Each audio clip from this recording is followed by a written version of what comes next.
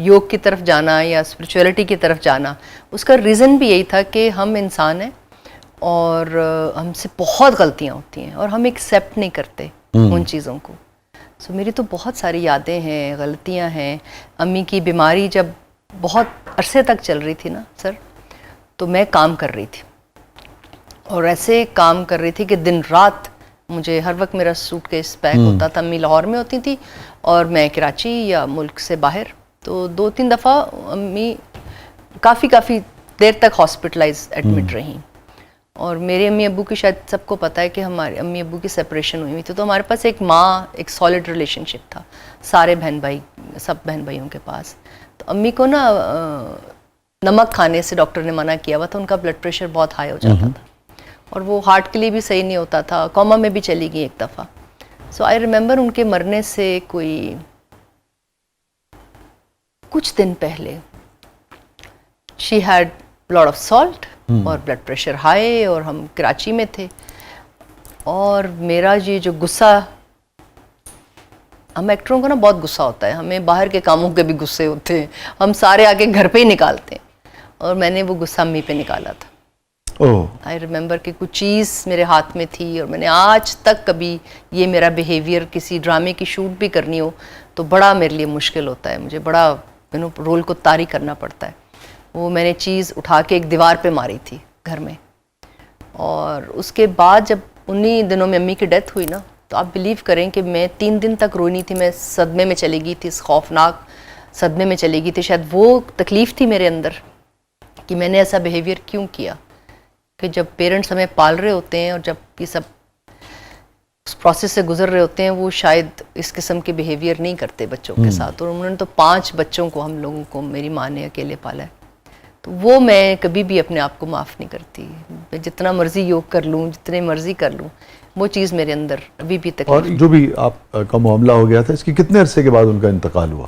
کچھ دنوں کے بعد. مگر آپ نے ان سے معذرت کر لی تھی؟ نہیں کی نا. اچھا، وہ رہ گئی. میں چلی گئی اپنا غصہ وصہ کر کے، میں اسلام آباد چلی گئی. And she is gone. وہ لاہور چلی گئی. عید کے دن تھے، چھوٹی عید کے دن تھے، اور وہ لاہور چلی گئی. عید کے تیسرے دن ان کی ڈیتھ ہو گئی اور میں معذرت نہیں کر. اور میں ایسے شوق میں چلی گئی تھی کہ میں نے 3 دن تک میں رو نہیں پائی تھی. تو آپ کو لگا کہ اس واقعے کا کلوجر نہیں ہوا؟ نہیں ہوا اس کی وجہ سے. ان امی کی قبر پہ جانا میرے لیے مشکل ہو گیا. امی کی بہت سارے ایسے، بہت میں تکلیف میں رہی تھی. میں بہت بیمار ہو گئی تھی. میری شادی ہونے والی تھی ان دنوں میں، وہ ایک سارا بکھر گیا سارا ان کے جانے کے بعد. ابھی کہ ہم تیار تھے کہ امی نے مرنا ہے، ہر انسان نے مرنا ہے. اب آ کے مجھے سمجھ آ گئی. اب مجھے جیسے میرے بھائی کی ڈیتھ ہوئی ہے پچھلے کچھ سالوں میں، تو اب ایکسیپٹنس آ گئی ہے. لیکن جو ہم ایک دوسرے کو اپنی اندر کی محرومیوں کی وجہ سے جب ہم بہت کلوز کے لوگوں کو اور ان کی بیماری کے دنوں میں جو دکھ دیتے ہیں نا، وہ نہیں بھولنے والے ہوتے. وہ نیکسٹ ٹو امپاسبل ہوتا ہے.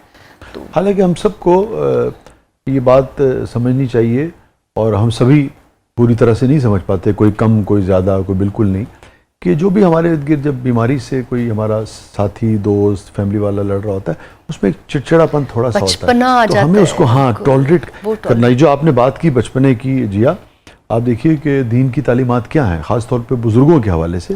وہ صحت مند بھی ہوں تب بھی، کہ ان کے ساتھ ایسے ہی نرمی اور شفقت کے ساتھ پیش آؤ جیسے بچپن میں انہوں نے تمہیں نرمی اور شفقت. اس لیے تو میں مینٹل اور فزیکل ہیلتھ کا ہر ایج گروپ میں اتنا زیادہ پرچار کرتی ہوں کہ آپ اگر جب تک خود صحت مند نہیں ہوں گے نا، طاقتور نہیں ہوں گے، تو آپ کسی کو کچھ نہیں دے سکتے. آپ اپنے آپ کو تو کیا دیں گے، آپ کسی کو کچھ نہیں دے سکتے. آپ اپنا ہر رشتہ خراب کر آپ اپنا ہر رشتہ خراب کر لیتے ہیں. پیسہ اور پاور اور شہرت کچھ معنی نہیں رکھتی اگر آپ اس وقت خیال نہ کر سکیں اس اپنے کا یا کسی غیر کا بھی، جب وہ تکلیف میں ہے یا جب وہ کسی پین میں ہے، تو اس کا خیال نہ اگر کر سکیں تو بڑا ہوتا ہے. تو یہ ایک چیز ہے. میں آپ کو اس کی داد دینا چاہوں گا. بڑا حوصلہ چاہیے اس پائے کا سچ شیئر کرنے کے لیے.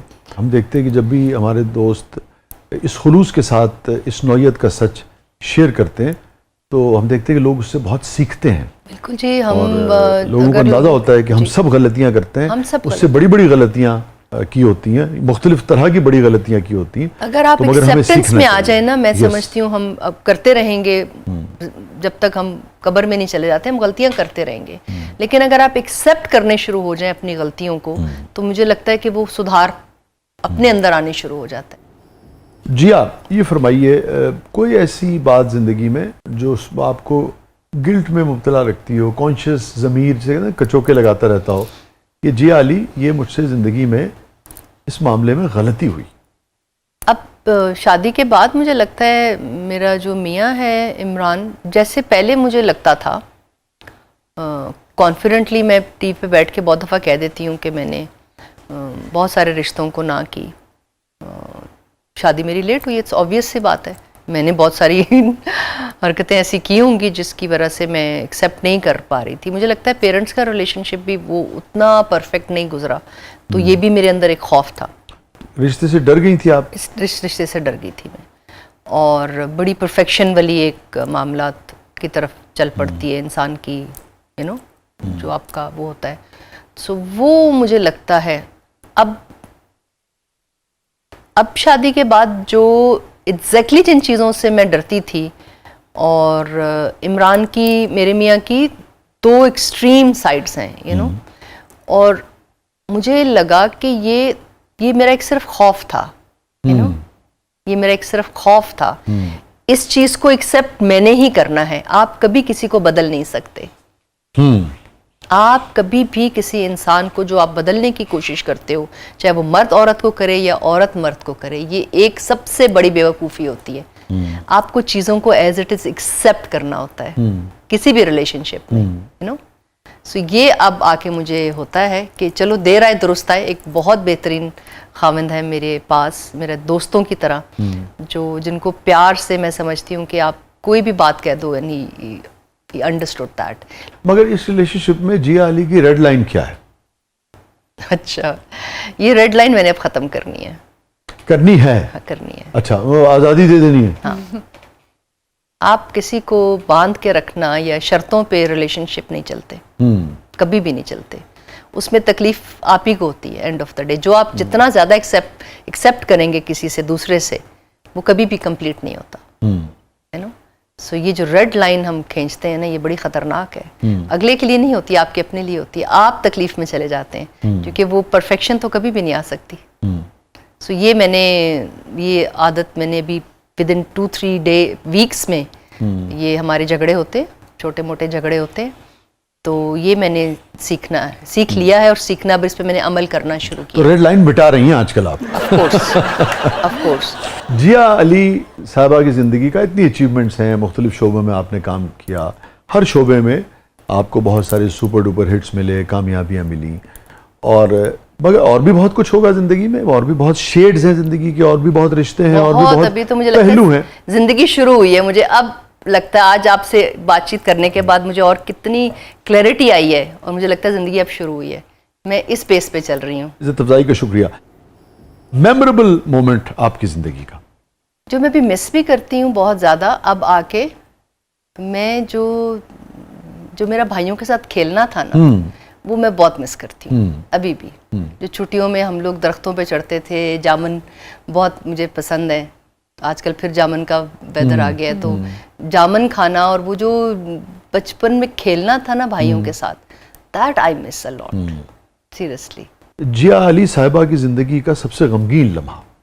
اللہ, کئی ہیں. یہ ایک تو ایک امی کی ڈیتھ پروبیبلی, اور جو میرے پیرنٹس کی سیپریشن. اس وقت کیا عمر تھی آپ کی؟ I was only I think 6 سال.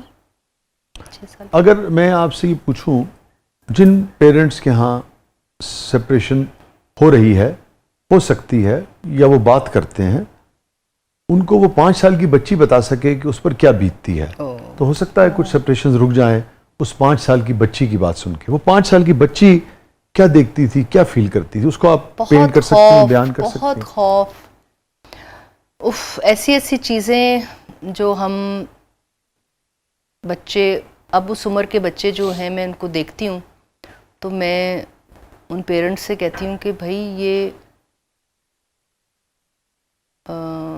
اچھا ٹاکسس جو ریلیشن شپ ہوتے ہیں نا ماں باپ کے, اس میں سب سے زیادہ بچے سفر کر رہے ہوتے ہیں. اگر ماں باپ خوش نہیں ہیں تو جیسے میری بہت لیٹ شادی ہوئی just because of I was got scared of this whole whatever happened. ان دونوں کے لیے اچھا تھا یا برا تھا, صحیح تھا یا غلط تھا, میں اس کے بارے میں کوئی ایسی میں نہیں سمجھتی کہ میں جج کروں اس چیز کو. لیکن جو بچے جس تکلیف سے گزرتے ہیں, اس چیز کا ماں باپ, ساری ذمہ داری ماں باپ کی ہوتی ہے اور رشتہ داروں کی, جو آس پاس کے رشتہ دار ہوتے ہیں. کیا وہ 5 سال کی بچی کیا فیل کرتی تھی اس وقت اتنا اندھیرا ہوتا ہے اور اتنی گھبراہٹ ہوتی ہے اور اتنی کنجیشن ہوتی ہے اندر, یو نو, اور وہ بہت تکلیف دہ, وہ بیان نہیں کر سکتے آپ ان چیزوں کو, یو نو. یہ فرمائیے سب سے بٹر مومنٹ زندگی کا. آئی واز ینگ اور ماڈلنگ نئی نئی اسٹارٹ کی تھی, تو اس وقت مسرت آپا کے ساتھ کچھ انڈرسٹینڈنگز ہوئی تھی اور میں اس کو ایکسپلین نہیں کر پاتی تھی بیکاز میں بہت کم بولتی تھی. بچپن میں زیادہ بات چیت نہیں کرتی تھی. کہیں شاید میری بھی غلطی ہوگی اور کہیں دیکھنے سننے والوں کی غلطیاں بہت ساری ہوتی ہیں اور آپ یوز ہو جاتے ہو, یو نو. وہ بھی بہت ڈسٹرب تھی ان دنوں مسرت آپا, اور اللہ کا شکر ہے کہ بعد میں نے اتنے صبر سے اس چیز کو گزارا. امی کی پرورش ایسی تھی, میرے اسٹیپ فادر بہت سمجھداری سے انہوں نے اس چیز کو لے کے چلے. تو پھر مجھے یاد ہے کہ مسرت آپا کی میری جب بہت لیٹلی کہیں شو پہ ملاقات ہوئی, سو وی ہگڈ ایچ ادر. کوئی اختلاف ہو گیا تھا آپ دونوں کا؟ جی. اچھا ٹھیک ہے, مگر وہ پھر ایمیکیبلی, وہ پھر بہت ٹائم لگا, لیکن وہ اللہ کا شکر. مگر وہ جو ان سے اختلاف تھا وہ آپ کی تلخ یادوں میں, وہ بہت تلخ یاد, بیکاز میں بہت چھوٹی تھی اور میں اس چیز کو ایکسپلین نہیں کر سکتی تھی. کہیں اگر میرے سے کوئی غلطی ہوئی یا مس انڈرسٹینڈنگ ہوئی, وہ بہت بڑی بات بن گئی تھی. اور بعد میں سب نے ریئلائز کر لیا کہ اگر میرے پہ جو الزامات لگائے جاتے تھے اس دور میں, اگر وہ واقعی میری پرسنالٹی ہوتی تو میں شاید اب تک اس کو ویسے ہی لے کے چل رہی ہوتی. اچھی بات یہ ہے کہ آپ کا فرمانا یہ ہے کہ پھر ریکنسلیشن ہو گئی اور دونوں, بہت زبردست, بہت اچھی بات ہے کہ دو لوگ آپس میں, کوئی دوسرا بیچ میں نہیں پڑا, کچھ نہیں ہوا. ون ٹو ون جو ایک انڈرسٹینڈنگ ہوتی ہے اور وہ جو ایک رسپیکٹ کا ایلیمنٹ ہے مسرت آپا کے لیے, وہ آج بھی میرے لیے اسی طرح ہے.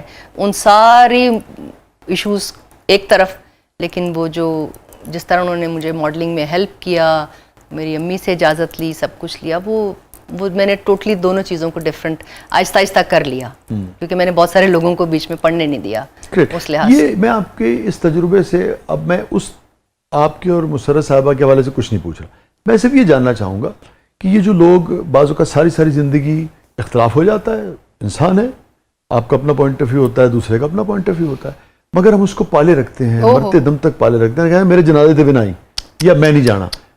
آپ نے اسے, تو انہوں نے, آپ کا کہنا یہ ہے کہ اس کو ختم کیا, حق کیا, ملے.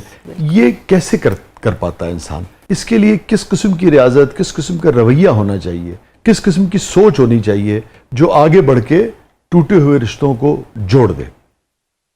لوگ کبھی کبھی جو ہے نا یہاں سے گھٹ جاتے ہیں, اندر سے سخت ہو جاتے ہیں, یو نو. آپ اندر سے ان ساری تلخیوں کی جو آپ کے ایک ایکسپیرئنس ہوتا ہے وہ آپ کو بہت سخت کر جاتا ہے, یو نو, اندر سے سخت کر جاتا ہے, تو آپ اس کو معاف نہیں کرنا چاہتے, یو نو. بیسک تو یہی ہے. جی, تو اندر سے نرمی کیسے پیدا کی جائے کہ آپ معافی کی طرف جائیں یا دوبارہ گلے لگانے کی طرف جائیں؟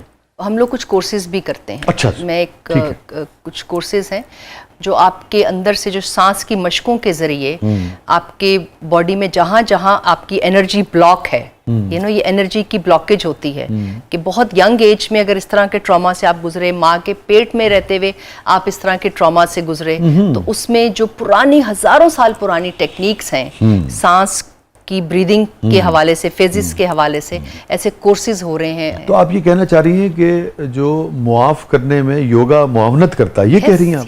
اچھا. بریدنگ, میڈیٹیشن اور مراقبہ جو ہے وہ ڈیفینیٹلی, میں نے اپنے ابو کی جو ساری, میں آپ کو سٹوری سنا رہی ہوں, میں نے 30 سال بعد اس کورسز کو 2 3 4 5 دفعہ, جو میری سارے ایشوز تھے نا, جو سارے امی کے ساتھ وہ جو سارے معاملات چل رہے تھے, وہ سارے میرا غصہ تھا میرے اندر, یو نو. اس 5 سال کی بچی کا وہ غصہ تھا اندر, جو کام میں بھی ایشو کرتا تھا, جو ہیلتھ میں بھی ایشو کرتا تھا, ہر رشتے میں. میں نے 30 سال بعد اپنے باپ کو جا کے, اسپیشلی لنڈن جا کے معاف کیا تھا. اور کتنے عرصے بعد آپ گئی تھی ملاقات؟ آلموسٹ کوئی 28 29 سال کہہ سکتے. تو آپ نے 30 سال کے بعد دیکھا اپنے والد؟ جی. تو آپ جب والد کے پاس گئیں تو وہ ایکسپیکٹ تو نہیں کر رہے ہوں گے؟ نہیں, he was so happy, we cried so much, ہم اتنا روئے دونوں باپ بیٹی, اتنا روئے, اور وہ دن مجھے آج بھی نہیں بھولتا.